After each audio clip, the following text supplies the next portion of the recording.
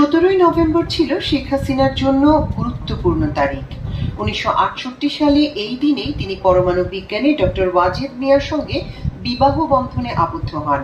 58তম বিবাহ বার্ষিকীর দিনেই আন্তর্জাতিক অপরাধ ট্রাইব্যুনাল তাকে মৃত্যুদণ্ড দেন। তাই নয়, তিনি 1981 সালে ভারতের দিল্লিতে বসেই আওয়ামী লীগের সভাপতি নির্বাচিত হয়েছিলেন। তিনি দিল্লি থেকে ওই বছর 17ই মে বাংলাদেশে প্রত্যাবর্তন করেন। আওয়ামী লীগের সভাপতি হিসেবে শেখ হাসিনা ওই সময় লন্ডন সফরে গিয়ে বিবিসিকে দেয়া এক সাক্ষাৎকারে বলেছিলেন, রাজনীতির মাধ্যমে পিতার হত্যার প্রতিশোধ নেব। কথা রেখেছেন শেখ হাসিনা, তিনি পিতার হত্যার প্রতিশোধ নিয়েছেন।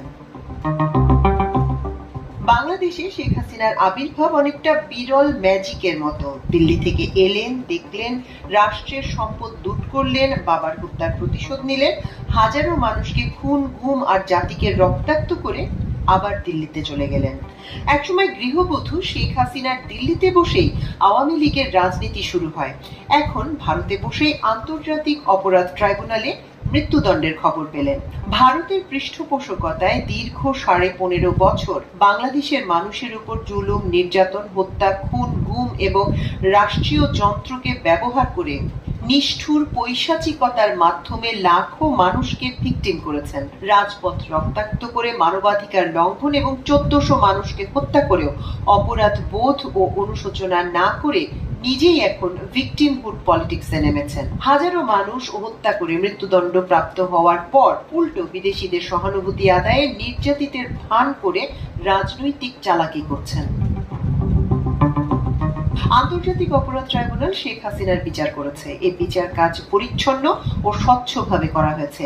আদালতে শেখ হাসিনার বিরুদ্ধে মোট 5টি অভিযোগ আনা হয়েছে। সেগুলো হলো উস্কানিমূলক বক্তব্য প্রদান, প্রাণঘাতী অস্ত্র ব্যবহার করে আন্দোলনকারীদের নির্মূল করার নির্দেশ, রংপুরে বেগম রোকেয়া বিশ্ববিদ্যালয়ের ছাত্র আবু সাইদকে গুলি করে হত্যা, রাজধানীর চাংখারপুল এলাকায় আন্দোলনরত 6 জনকে গুলি করে হত্যা এবং আশুলিয়ায় 6 জনকে পুড়িয়ে হত্যা করা।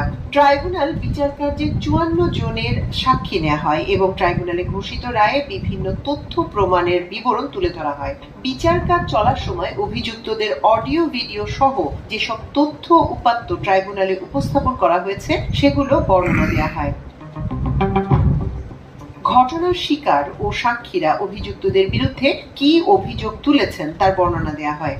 জুলাই অভ্যুত্থানের সময় রাজধানী ঢাকার যাত্রাবাড়ি, রামপুরা, বাড্ডা, সাভার, আশুলিয়া, রংপুর সহ বিভিন্ন স্থানে যেভাবে প্রাণঘাতী গুলি ব্যবহার করে আন্দোলনকারীদের হত্যা করা হয়েছে সেগুলো ভিডিও ও তথ্য প্রমাণের বিবরণ দেয়া